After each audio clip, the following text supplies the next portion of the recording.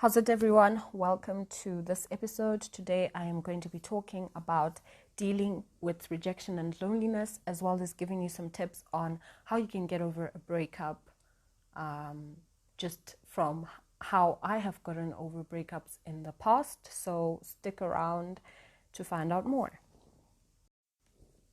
So let's start talking about why rejection is a difficult thing to experience. It's difficult because of the human desire for love and validation, and because we take it personally and like a reflection of fault or error in ourselves when someone rejects us. But really, it's just another person's way of saying we are not a fit. An analogy that I've heard that I really like to explain this is the lock and key analogy, where if you use the wrong key to try to unlock a lock, it's not going to work. No matter how much you twist it and turn it and try to make it work, it's not going to work. Not because there's anything wrong with either of the two, they're just not a fit. And I think this can apply to a lot of relationships that don't work out, where either party is not really flawed as a person. I mean, of course, we are all flawed as people, but I mean to the extent of just seriously having issues, but it's just a matter of incompatibility. So try to look at your failed relationships in that light and realize that you will be better off with another person, and they will also be better off with another person, and not to have hard feelings about the situation. So rejection pathways and physical harm pathways are very similar, which I find very fascinating. People feel real pain, of course, when they go through a breakup, and they suffer psychologically as well. Rejection not only lowers your self-esteem, it affects your immune system too. So sometimes, especially when coming out of a physically or emotionally abusive relationship, it is necessary to seek out professional help to really help you heal those wounds properly. Because sometimes it's just too much for yourself, and there's no shame in that. You have to carry out some emotional first aid when you have experienced rejection or a painful breakup. The last thing you want to do is have a rebound instead of taking out time for yourself to heal, because all that does is give the incoming person a very horrible experience of you, which you certainly do not want. So take time out to heal and be okay first on your own before you jump into your next relationship. And now we are going to talk about how I have previously gotten over breakups in the past, and how you can also hopefully get over a breakup using the same tips. So stay tuned. You need to treat yourself with the same compassion you would expect from a friend. So think about your friend when they go through a breakup. How do you treat them? What do you say to them? How do you try to cheer them up? Try to apply the same compassion to yourself. Don't be too hard on yourself. Be kind to yourself and show yourself the love and care you would show a loved one in the same situation. You should also expose the lies and realize and accept that you are enough. It's tempting, again, like we've mentioned, that when you have been rejected, or when you reject someone and a relationship doesn't work out, you might feel like there is something wrong with you, and until you fix that broken thing, then you can never find love, which is an absolute lie. Continue to remind yourself of your attributes that are positive, which I will speak about a bit later on in the video or podcast, depending where you're listening from. Another tip is to stop ruminating. So ruminating is playing an uncomfortable situation over and over again.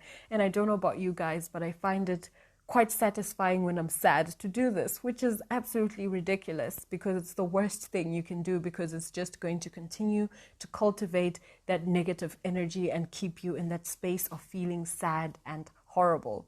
So that only leads to more struggles, and you really don't want to entertain those horrible thoughts. So rather opt for adaptive self-reflection, which allows you to have new insights and conclude a relationship even without closure or apologies.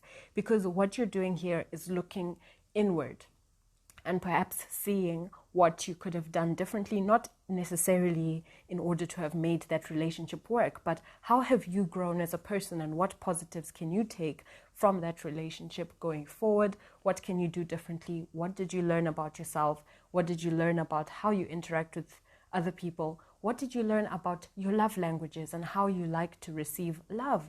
All those things are so important and help you to really just have a more clear idea of what you actually want in a partner. So take time to do that adaptive self-reflection.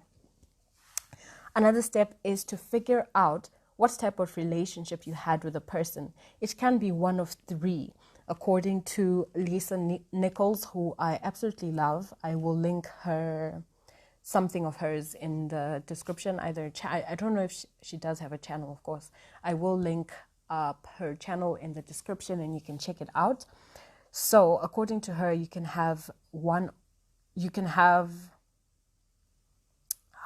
of these three relationships with a person. A lifetime relationship, which, as the name implies, lasts a lifetime.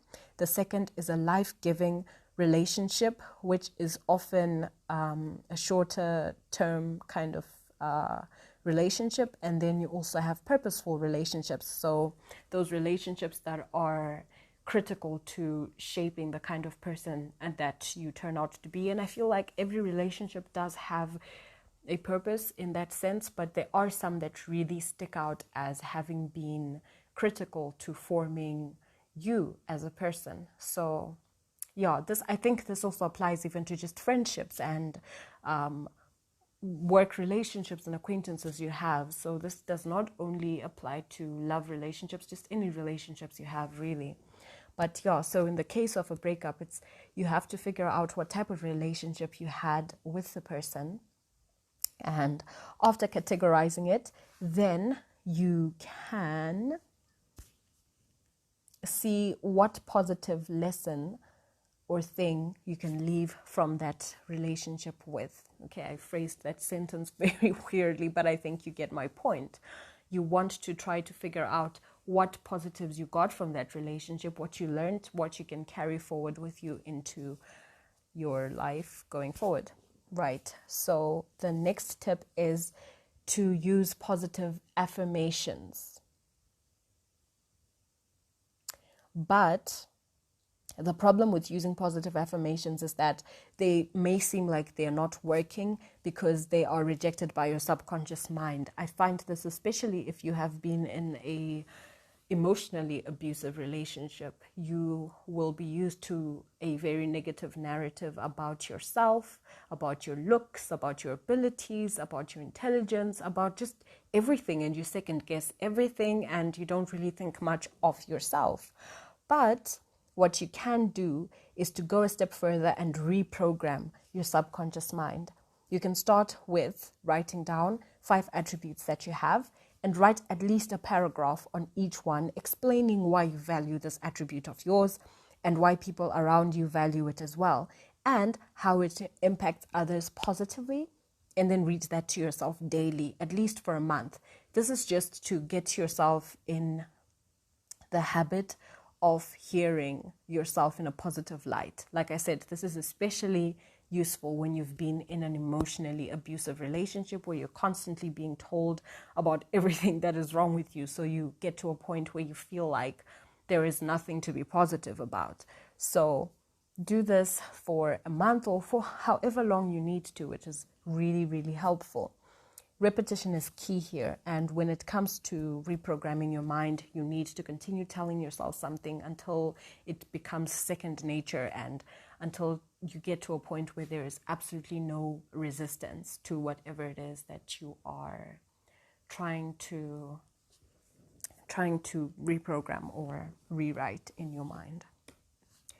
So another tip is, of course, to spend time with the people who do value you, the people who love you, your family, your friends. Spend time laughing, watch things that will lighten your heart. Don't mope around with the sad songs. I feel like there is a period of time where you can allow yourself to kind of grieve the relationship, but put a limit and a deadline on it. And after that, just try to to surround yourself with positivity and positive energy, and just something that will help you to be in a better mood than just ruminating, listening to sad songs, watching, sad movies and the whole bit. So, yeah. You can also realize the power of ritual in your life. And when I say ritual, I'm meaning in the sense of having a ritual of how your day goes. So your morning ritual, your evening ritual, just have things that keep you anchored, a set of activities that you do every day with intention. Examples of things like this are, like I said, having a morning routine, an exercise regimen, a set time to read a book, and that sort of thing. These things will act as your tether to life, especially on days that are particularly difficult to get through.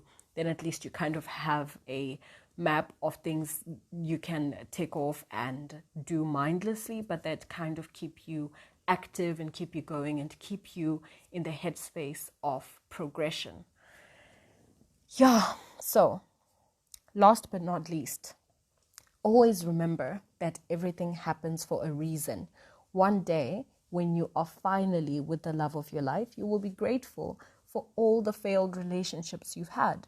Rejection is protection, and what's yours will never miss you. And I think this is the most important point. And there's absolutely nothing wrong with staying single. A lot of people have found such profound happiness in that state. You do not need another person to complete you. But when you do meet a person who is compatible with you, who you like, they like you, and you can grow to love each other and have a meaningful relationship, you want that to happen when you are complete on your own and not to rely on another person to complete you. I hope you found this video or podcast helpful, depending on where you're listening. Do subscribe if you're on YouTube or on Apple Podcasts. That would really help me out a lot. Hit the thumbs button, comment, and let me know how you have gotten over breakups in the past. And yeah, just let me know how you're doing. I'll see you guys or talk to you guys in the next episode. Bye.